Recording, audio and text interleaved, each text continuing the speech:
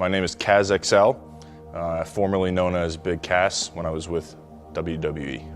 I always dreamed of being a wrestler, always dreamed of being in WWE. That was what I always wanted to do. I was always unsure of myself, never 100% confident, but you do start to gain confidence. The more success you're having, the more people say you're doing well. Sold out the Barclays Center in 2015.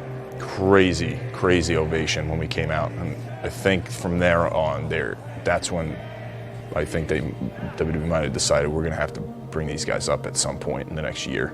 2 nights before WrestleMania, after the TakeOver show in Dallas, Hunter came up to me and Enzo and said, "Hey, you guys, can you stick around?" We're like, okay. Told us that we were gonna debut on Raw that Monday, and like, awesome. We went out there, everybody knew every word, came to the back, got a standing ovation from everybody in gorilla position. Off to the races from there. Being depressed is one thing. Having depression on a daily basis is different. So anybody that looks at them like they're weak or, you know, a crybaby or whatever, that person's ignorant. Why is this guy upset? He has money, he has, you know, everything he dreamed of since he was a little kid, doing wrestling matches in his bedroom.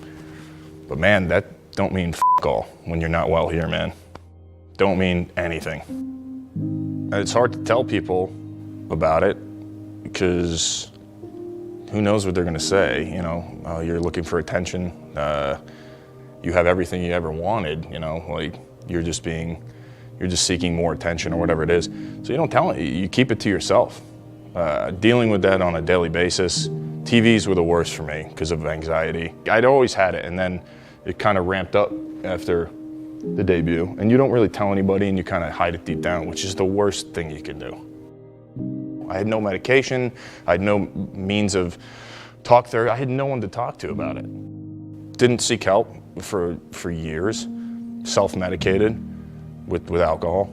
I was in my hotel room, and it was just, everything was going crazy, just depressed, anxiety, couldn't fall asleep.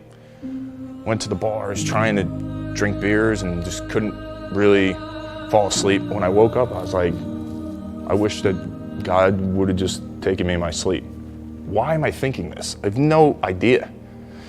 And I was just so down, and I was like, I wish that I wouldn't be alive today. I was like, I wish that I would have just not woken up. But then I gotta go to work. So I went to work, and I had a match against Enzo, and tore my ACL.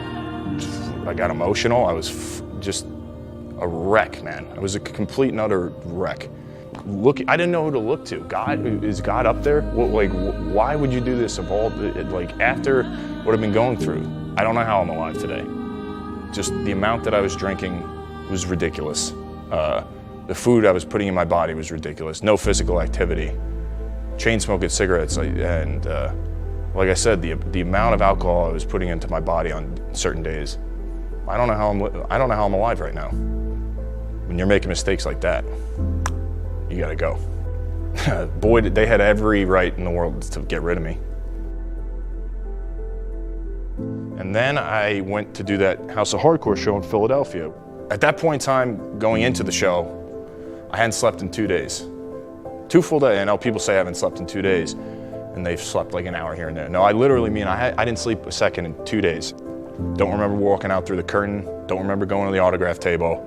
Came to in the ambulance. And they told me you had a seizure. I was like, what the f*** a seizure? I'm not epileptic. I've never had any issues with that. And I took that as a sign from God.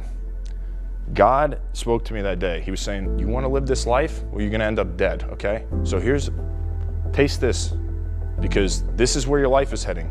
I could have died that night. That's what I was told in the ER. And I enacted change, man.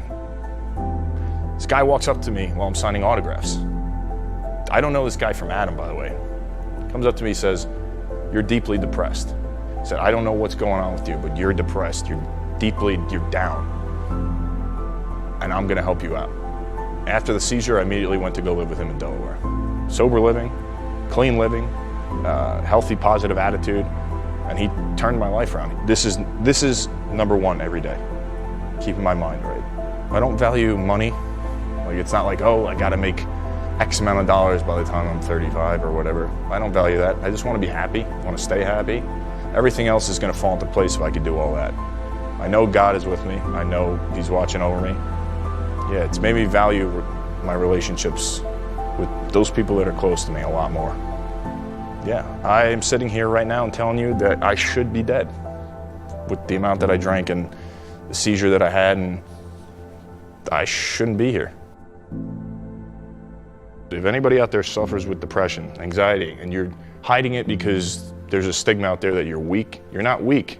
Whatever it is, you need to go seek help, because whether it's medication or talk therapy or whatever it is that you need to get it, because hiding it deep down, it ain't gonna work. And that's what I did for a long time, and eventually, pop, it's just an explosion. Whatever you need to do to fix it, make sure you do that, because keeping that bottled deep down, it ain't worth it, man. Trust me, from someone that lived it, seek help.